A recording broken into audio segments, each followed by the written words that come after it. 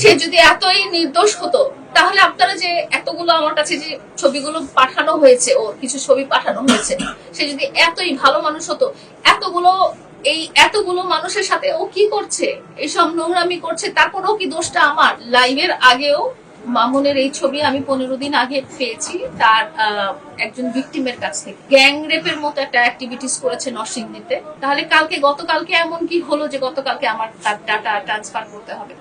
ও আমার কাছে কি মুক্তি চাচ্ছে? আমি ওর কাছে মুক্তি চাচ্ছি, কারণ আমি ওর কাছে 4 বছর থেকে জিম্মি ছিলাম। আমি ওকে আটকে রাখিনি, ও আমাকে 4টা বছর জিম্মি করে রেখেছে।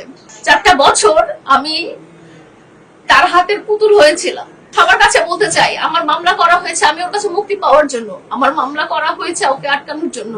সে যদি এতই নির্দোষ হতো তাহলে আপনারা যে এতগুলো আমার কাছে যে ছবিগুলো পাঠানো হয়েছে, ওর কিছু ছবি পাঠানো হয়েছে, সে যদি এতই ভালো মানুষ হতো, এতগুলো মানুষের সাথে ও কি করছে, এইসব নোংরামি করছে, তারপরেও কি দোষটা আমার? মামুন লাইফটা করেছে আসলে দিনের বেলা, সন্ধ্যার সময় না। মামুনের এই লাইভের আগেও মামুনের এই ছবি আমি 15 দিন আগে পেয়েছি তার একজন ভিকটিমের কাছ থেকে।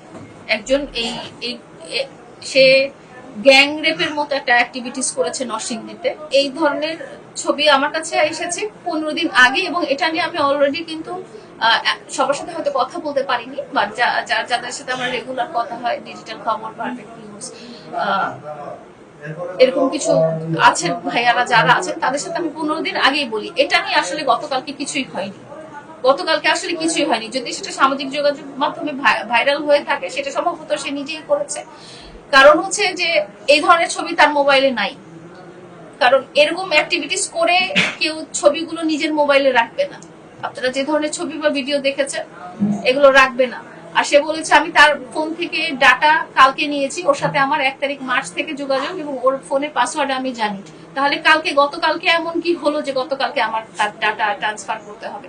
এমন কিছু হয়নি। গতকালকে সে এসেছিল 2টা পারপাসে। এক হচ্ছে তাকে আজকের মধ্যে জমি কিনে দিতে হবে, এবং আজকের মধ্যে সমস্ত মামলা তাকে তুলে দিতে হবে। এটার জের ধরেই সে লাইভ গুলো করেছে, এবং এটার জের ধরেই সে আমার সাথে এরকম। আমি আপনাদেরকে আজকে জাস্ট বলতে চাই যে আমি এই কোনো কিছুতে আর নাই। এই ধরনের মানুষের সাথে, মানুষরূপী জানোয়ারের সাথে আমি আর নাই, এবং আমি সোশ্যাল মিডিয়াতে নাই। আপনাদেরকে আমি লাস্ট টাইম, যেহেতু আপনারা বারবার বলছেন যে আপু কিছু বলেন, আমি এতটুকুই বলবো যে ও আমার কাছে কি মুক্তি চাচ্ছে? আমি ওর কাছে মুক্তি চাচ্ছি, কারণ আমি ওর কাছে 4 বছর থেকে জিম্মি ছিলাম। নানা রকম ব্ল্যাকমেইল, নানা রকম ইমোশনাল ব্ল্যাকমেইল, নানা রকম। আমি কিন্তু একটা মেয়ে, আমি কিন্তু একটা এতিম মেয়ে, আমার কিন্তু বাবা নাই, আমার কিন্তু ভাই নাই।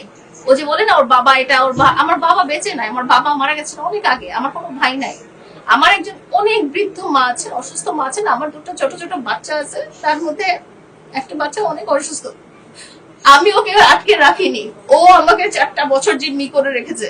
4টা বছর আমি তার হাতের পুতুল হয়েছিলাম। ও আমাকে মুক্তি দিবে কি? আমি মামলা করেছি আমি মুক্তি পাওয়ার জন্য, আমি মামলা করেছি ওকে আটকানোর জন্য না। আমি মামলা করেছি আমাকে এই ধরনের ফিজিক্যাল অ্যাসল্ট থেকে যেন মুক্তি দেওয়া হয়, আমার উপরে এই ধরনের অত্যাচার করা হচ্ছে এগুলো থেকে যেন মুক্তি দেওয়া হয়, আমার সাথে এই ধরনের প্রতারণা করা হচ্ছে এগুলো থেকে যেন মুক্তি দেওয়া হয়। মামলা করেছি ওকে আটকানোর জন্য না। ও মানুষ না, ও মানুষ হলে এগুলো করতে পারতো না। আমি আর ওর লাইফে নাই। আমার কোনো সোশ্যাল মিডিয়াতে থাকারও দরকার নাই। আমার ব্যক্তিগত লাইফ আছে, আমার সন্তানরা আছে, আমি তাদেরকে নিয়ে আমি বাঁচতে চাই, আমি ভালো থাকতে চাই, আমি একটা সুস্থ লাইফ লিড করতে চাই। আমি এই ধরনের মানসিক টর্চার, শারীরিক টর্চারের মধ্যে আমি আর থাকতে চাই না। আমার অর্থ বলেন বা সঞ্চয় বলেন, সমস্ত কিছু সে নিয়ে গেছে, নানাভাবে নিয়ে গেছে, কখনো জোর করে, কখনো প্রতারণা করে, কখনো গলায় পাড়া দিয়ে। এখন আমি লোনের উপরে আছি, আমি ঋণ শোধ করতে করতে আমার দিন কাটতেছে। আমি হাত জোর করে আমি জাস্ট সবার কাছে বলতে চাই, আমার মামলা করা হয়েছে আমি ওর কাছে মুক্তি পাওয়ার জন্য, আমার মামলা করা হয়েছে ওকে আটকানোর জন্য। আমি মামলা করেছি এই হ্যারাসমেন্ট, এই ফিজিক্যাল অ্যাসল্ট, এগুলো থেকে আমাকে মুক্তি দেন, এবং আমার জীবন থেকে সে যেন চলে যায়। আপনারা কোনোদিনও দেখবেন না আমি তার বাসায় যে আমি কিছু করেছি। সে সবসময় আমার সব ভিডিও, সব লাইভ, সবকিছু আমার বাসায় করেছে। তো এখানে কে কাকে আটকে রেখেছে? আনুমানিক কত টাকা আপনার কাছ থেকে নিয়েছেন? আমার আমার এখন প্রায় অনেক টাকা লোন হয়ে গেছে, অনেক টাকা লোন হয়ে গেছে। এটা আমি মানে কি বলবো, কত হলো এটা, 49 এই ধরনের লোন লোন আমার এখন 49 লাখ। হ্যাঁ এবং এই টাকাটা সম্পূর্ণ মামুনের পিছনে গিয়েছে। হ্যাঁ, শুধু কি লোনের টাকায় নাকি লোনের টাকার উপরেও গেছে? লোনের টাকার উপরে তো সঞ্চয় যা ছিল, এখন আমার তো কোনো সঞ্চয়ই নাই, সঞ্চয় চলে যে এখন লোন। এবং তার লাস্ট টার্গেট হচ্ছে আমার বাড়ি। আপনাদেরকে তো আপনারা সবসময় দেখছেন, 2 বছর আগ থেকে দেখতেছেন যে সে বাড়ি যাচ্ছে বাড়ি যাচ্ছে। বাড়িটা তো আমার বাবার, এটা তো বাবার নামে এখনো লেখা, এটা আমাদের নামে এখনো আসেনি যে আমি তাকে দিতে পারবো। এই জন্য দিতে পারিনি দেখেই কিন্তু তার এই অত্যাচার শুরু হয়ে গেছে।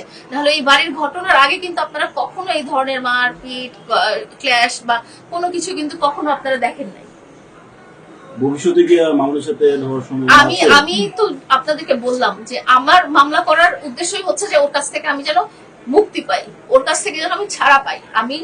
আমি ওর ছায়ার মধ্যে থাকতে চাই না, এবং আমি চাই ওর কোনো প্রভাব আমার পরিবার বা আমার উপরে যেন আর না আসে।